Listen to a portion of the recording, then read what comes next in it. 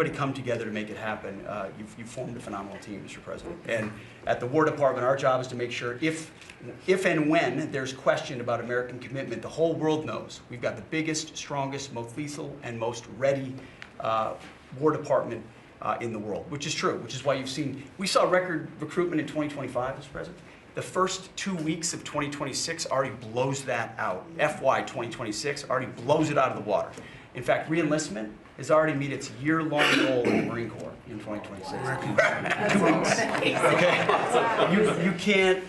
There's no other way to create that kind of love and enthusiasm than with your leadership, sir. And it is an honor to work with Pam and with Christy and the cities across the country to make sure American citizens and law enforcement are protected with our National Guard. But that's a core mission. And last thing, Mr. President, on the southwest border, the first group that rotated in to lock down that border to 0 crossings is now rotating out.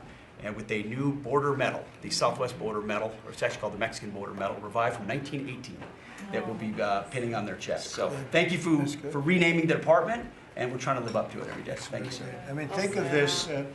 We have record numbers of recruitment. 1 year ago, there were stories, front-page stories, that we couldn't get anybody to join the Army, Navy, Air Force, Marines, Coast Guard.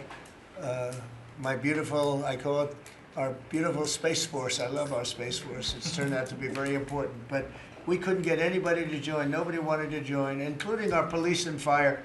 They didn't want to join anything. Recruitment was embarrassing. We couldn't get anybody.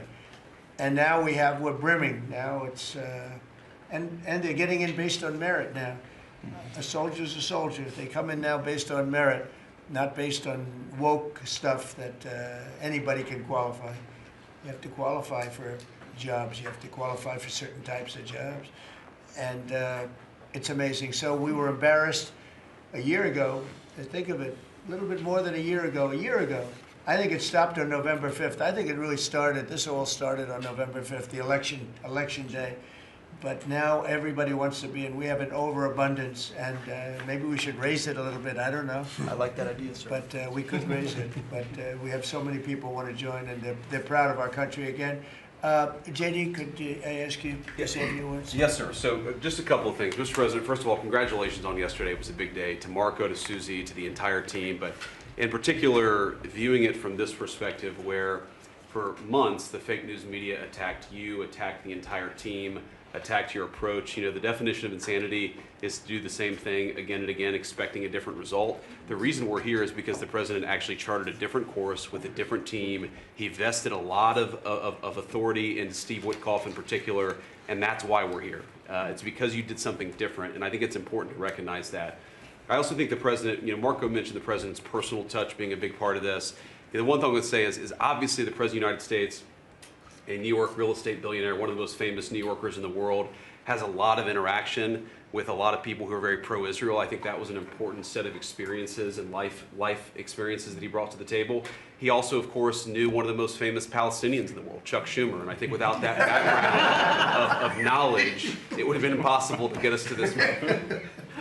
Second thing I want to say, just on Chuck Schumer, the president mentioned this, that Chuck Schumer said this has been very good for us this morning about the shutdown.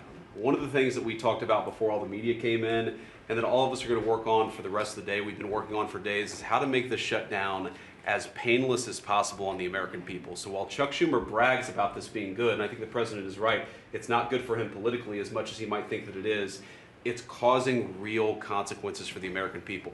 There's a low-income food program, the WIC program, that my mom actually used when I was a baby. That program is about to be underfunded, and it's about to get cut off because Chuck Schumer won't open the government. We have troops. The Secretary of War mentioned how well we're doing on recruitment.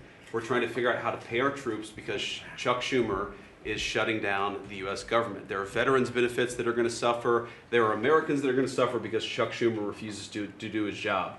So while we're all celebrating this incredible success that we've had on the world stage, the country could be doing so much better if Chuck Schumer did his job and opened the government. Every single Republican, except for Rand Paul, has voted to open the government.